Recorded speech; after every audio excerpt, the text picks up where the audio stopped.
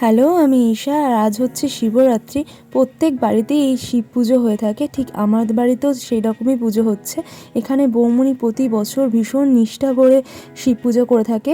আর এখানে প্রথমে বৌমনি অভিষেক করছে মহাদেবকে মধু দিয়ে, দুধ দিয়ে। তারপর ভালোভাবে পরিষ্কার পরিচ্ছন্ন করে বৌমনি ভীষণ নিষ্ঠা ভরে ভক্তি মনে এই পুজোটা করে থাকে। সেটাই তোমাদের সঙ্গে শেয়ার করলাম। অবশ্যই জানিও কেমন লাগলো। আর তোমরা বাড়িতে কারা কারা পুজো করো সেটাও আমাকে জানিও।